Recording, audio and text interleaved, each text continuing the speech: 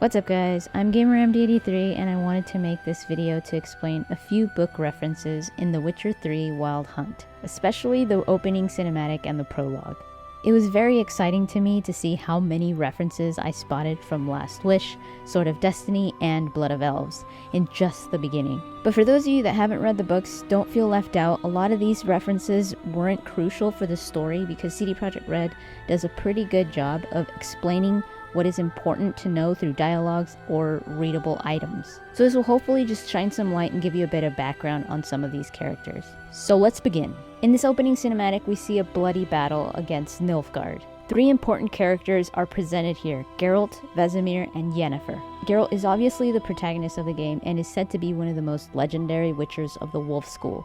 Vesemir is also a witcher from the Wolf School as well as the oldest living witcher at Kaer Morhen, the Witcher stronghold. It is unknown how old Vesemir is exactly, but he is said to be a few centuries old, compared to Geralt, who is only nearly a century old. Vesemir raised Geralt as a child and trained him as a witcher. He is the master of Kaer Morhen and the father figure of the witchers there. When Vesemir was younger, he was a fencing instructor at Kaer Morhen, so since he was the only surviving veteran witcher in a deadly assault against Kaer Morhen, the knowledge of creating mutagens and the trial of grasses has slowly been lost, which is why there are now only a few witchers, and it's not easy to recruit. Now the trial of grasses can only be achieved by a sorcerer, and the sorcerer has to go to Kaer Morhen because that's where the secrets lie.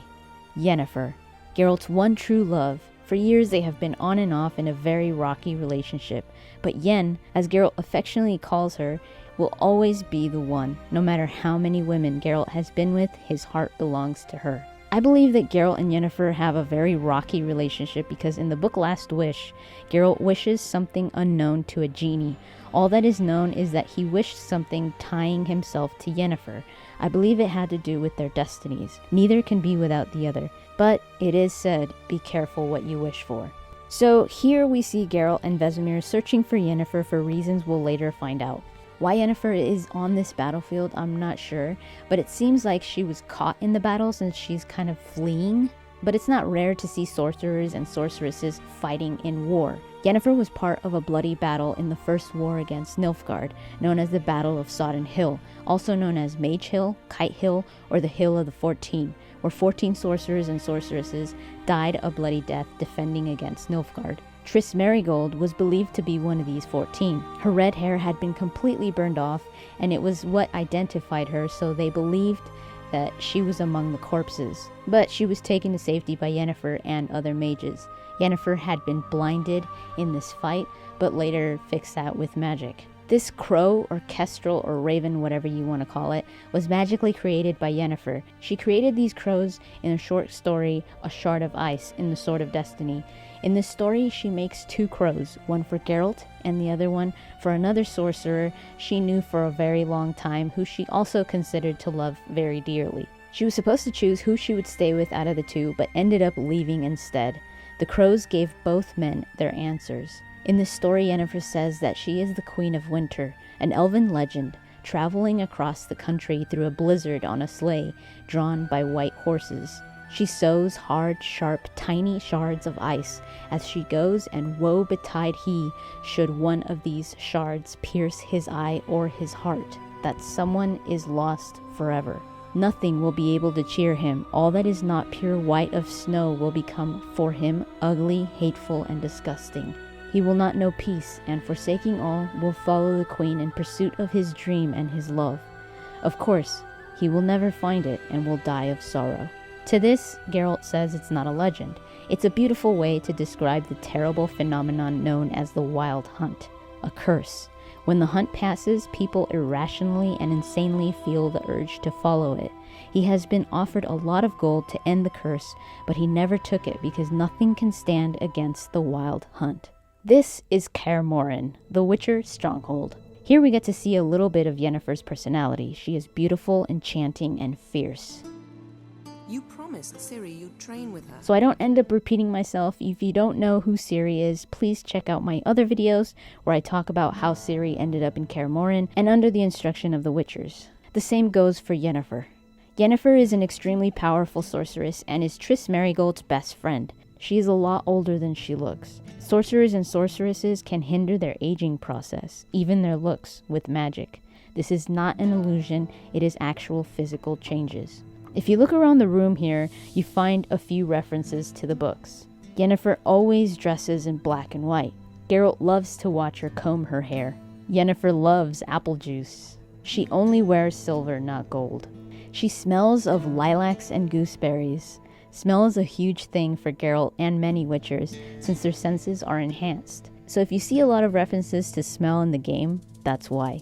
Smells are constantly being described in the books. In Blood of Elves, Vesemir instructs Ciri about monster knowledge. She found a lot of it boring since she preferred physical training, but she always learned everything Vesemir taught her about monsters.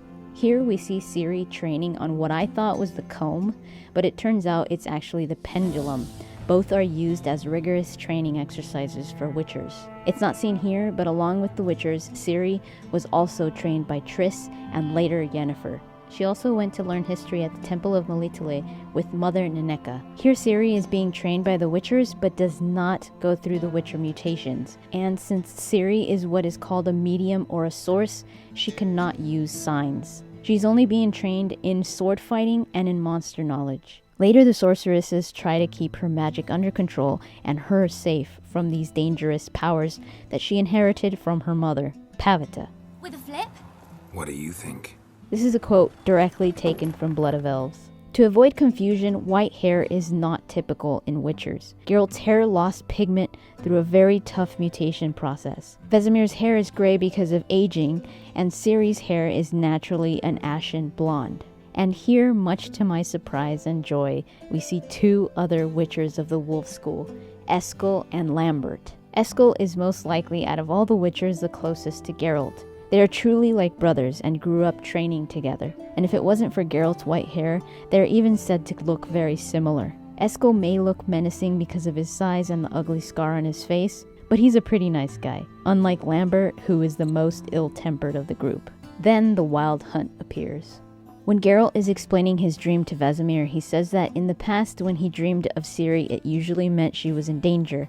This is because Ciri and Geralt's destinies are linked.